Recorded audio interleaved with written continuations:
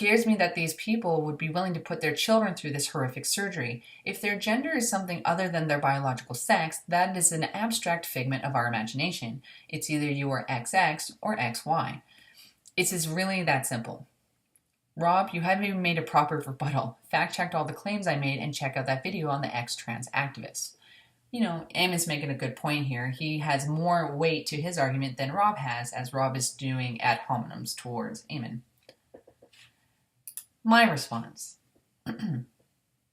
Everyone getting butthurt here, please calm down. I'm not entirely too sure if people are addressing what I said or what Eamon has said. To clarify, gender is not 100% a social construct. It is rooted in our biology and therefore our DNA. To lay claim that gender is only a social construct is ludicrous. That's like saying you can build a house on interior design alone with no foundation. A house without a foundation does not make a good home. Gender comes from our biology as well as the environment to which we identify in. Nature versus nurture argument. It encompasses both. That is why I, a biological male, cannot identify as a cat because biologically I am human and not a cat.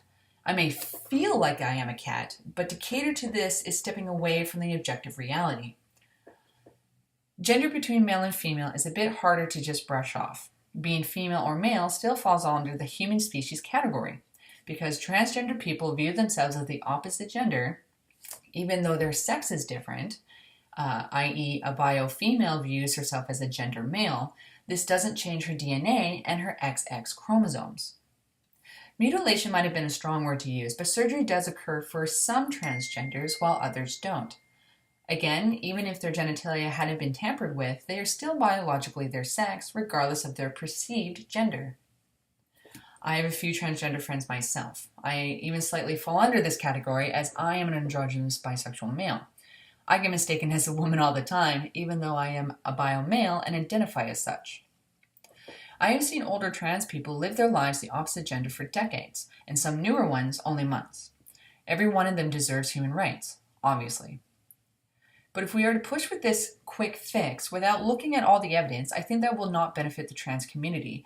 They need to understand everything about their gender and their identity as well as their sex in order for them to accept themselves. And once they do that, I believe it'll be easier for others to accept them. Fact is, transgender people are a very small minority of the human population. Gay people still are a small population as well. But just because we fit under a minority doesn't mean we are victims. I agree that we should try and help trans people with their situations, but we cannot expect all of society to bend over backwards for such a small group. Transgender people will face discrimination. So too do gays, and straights, women, men, any group will. So instead of getting butthurt, why don't we focus on individual empowerment and self-acceptance, which will later spread out to other people. I accept the fact that I am androgynous, I don't attack others for misidentifying me, and I certainly don't expect everyone to accept me. The world is too big for that. I am not here to make others accept me. I accept myself and I'm protected by law against discrimination. Sometimes it still happens, so what? Move on and let it go. So let's help trans people as best as we can, but they need to accept themselves first and understand that they can't just solve this serious problem overnight, if that makes any sense. And then Rob here just lends a whole link about intersex people. I'll list that as well in the down bar below. Eamon agreed with me, pretty much said it was a very intelligent response, so I was really thankful for that. Rob replies to me. And to John Clayton Wilson, please stop using your sex and gender interchangeably. I addressed this in a response you apparently ignored. Go read it. Sex is the foundation, sure, but there is a lot of variety between different males, different females, and the not-so-vast distance between the two. Not every foundation with a particular set of genitals is identical. And sorry, but surgery is hardly a quick fix. If you have any actual trans friends, and it's not just to make yourself seem more open about the topic, they really should educate you about this. Well, that and proper pronoun usage. I also don't care how much of a minority trans people are, they still deserve to do as they like to their bodies, if that makes any sense. And then Eamon replies, showing a link again to Dr. Stephen Greer. Okay, there's people with mutated chromosomes, which should be avoided. You still can't change your chromosomes from one gender to another. Our very own Paul Heiler ex-Minister of Defense starts off this extensive playlist of high-ranking aeronautical government and military officials testify their experience with the illegal cover-up of the ET presence of new sciences. Do a tiny bit of research. 70% in the US have come to high confidence in the ET presence. My response to Rob. I understand intersex individuals. There are always two genders in the human species. 1 female, 2 male, and 3 intersex. However, this isn't gender-based, but a sexual irregularity. Gender falls under more of a social aspect, but it is rooted in our biology. If it wasn't, transgender people wouldn't be identifying as the opposite gender. For example, if sex, male or female, XX or XY chromosome, play no part in gender identity, then I can identify as an attack helicopter. Because science is arbitrary in gender identification? Come on. I'm not using any specific pronouns in the description of transgenders because I am not talking with them directly. When I talk with them directly and they tell me their pronouns, I use them. This is purely in a debate discussion, so I don't have to use their pronouns when I am talking about the biology gender of it as a third-person perspective. When I say quick fix, I'm saying that they see it as a fix to a problem of identity crisis.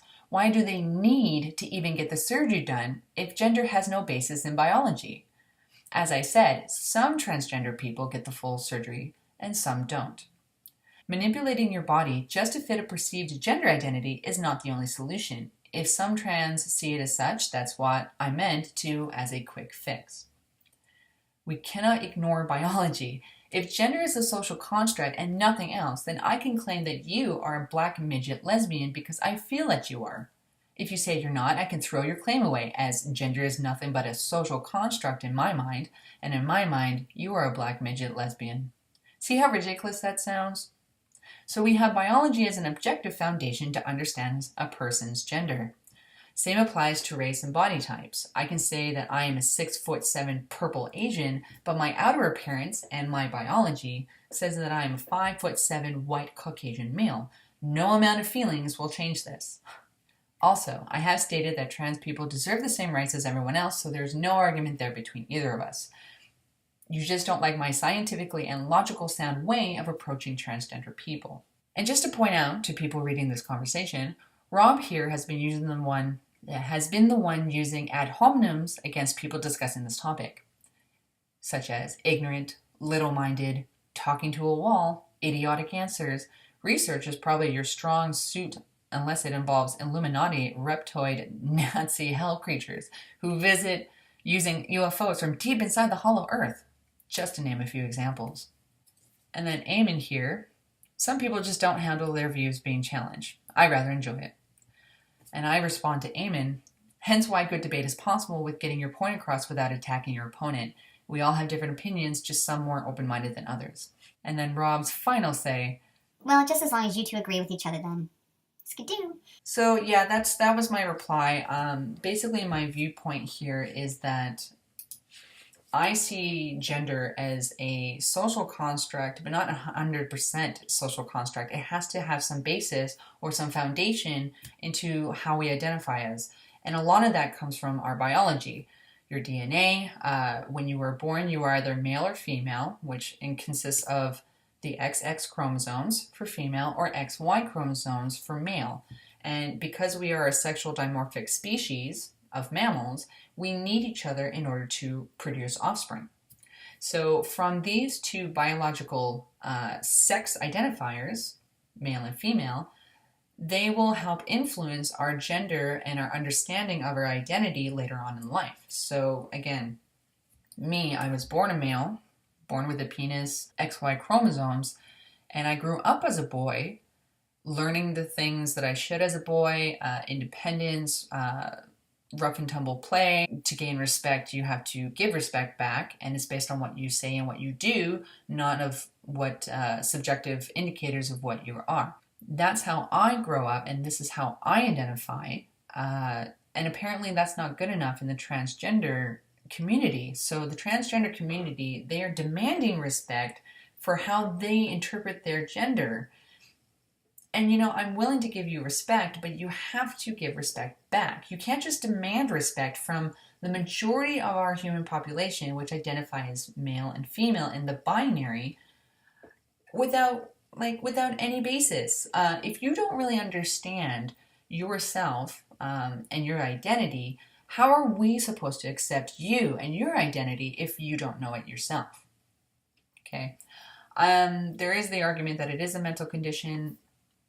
Part of it, I think, is how we interpret it, because our gender construct, which is a social construct, according to people like Rob here, that is all willy-nilly. You don't need bases in biology in order to define it. So I guess gravity doesn't really keep us down planet on the ground, does it? Inconceivable! And I guess that the science doesn't prove that the Earth is round and, well, it's just flat, because I say so. Inconceivable! You keep using the word.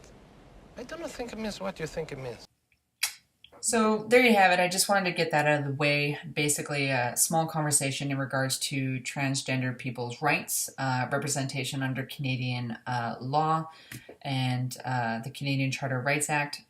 So what do you all guys think? Do you think transgenderism is all 100% social construct, which means that, you know, I just identify as a male because it's a social construct and I've been brainwashed to thinking so? Or do you think that transgender people, their identity is based off their biology and how you're born as? So let me know what you guys think in the comment section below. I'd really like to hear your points of view on that. Do you agree with me or do you disagree with me? Let's start the conversation, shall we? And until then, let's all take care of each other. Bye.